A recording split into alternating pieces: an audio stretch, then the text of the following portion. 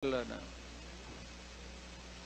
Hindi, Mr. Chair, si Mr. Duterte mismo nagsabi patayin agad. Wala bang pagkakataon na mabigyan na mabigyan ng pagkakataon yung suspect or yung gustong mahuli.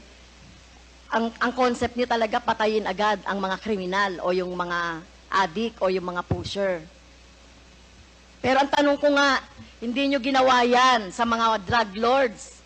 Okay? Hindi kayo nang huli ng mga manufacturer ng drugs. Pero yung mga maliliit, ganyan ang tingin ninyo, ano? Yung mga kriminal na sinasabi ninyo. Ganyan niya tratuhin. Ganon ako gagago? Excuse me, Tingin mo, point of order. ganon ako gagago? Point of order, Mr. Chair. Kanina sinabihan na natin na may rule na bawal gumamit ng manaswang salita or hindi magandang salita. I'm using a word, ganon, am I that stupid? English yan. Ang Tagalog niyan is ganon ako gagago?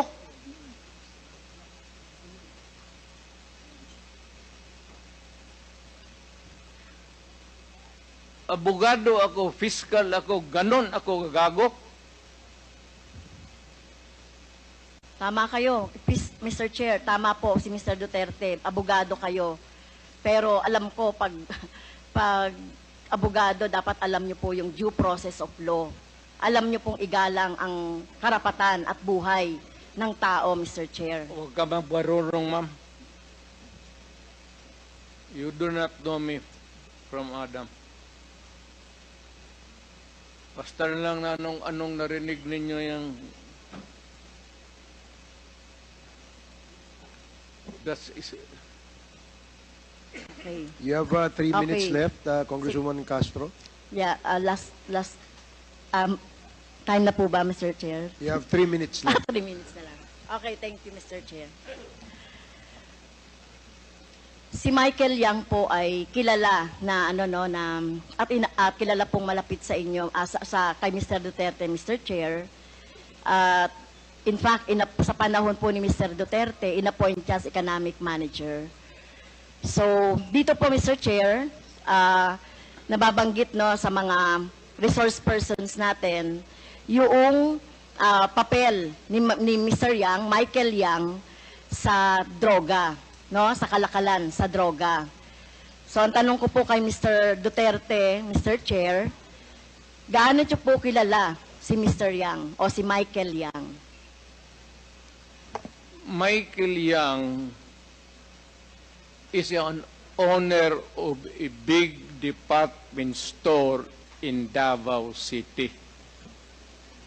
Nag-irate yan, ako ang nag-cut ng ribbon sa department store niya.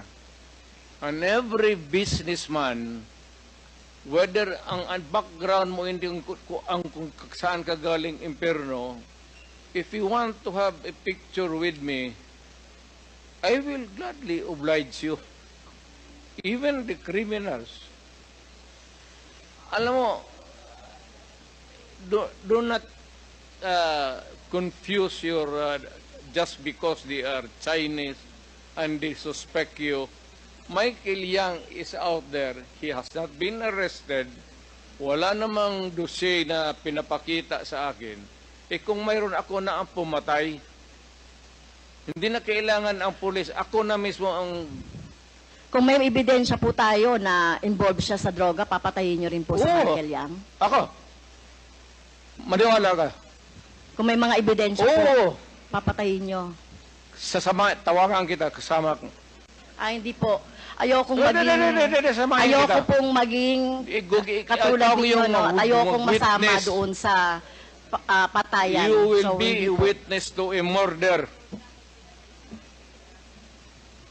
Hindi ko po gagawin yun, Mr. Chair, sumama kay Mr. Duterte para pumatay. Yan ang problema mo. Okay. So, yun nga po,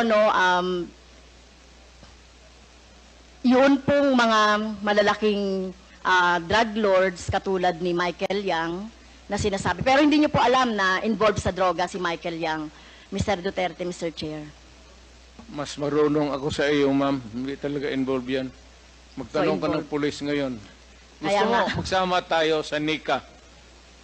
Sama tayo sa NBI. Ngayon, pagkatapos nito, kung may makasabi sa iyo na isang ahente na involved yan, yan lang ang suspitsa nila kasi pagka-in-check, yan, pag sama-sama ng... Hindi po. Ganun yan I ang beg to ngayon. disagree, Mr. Chair.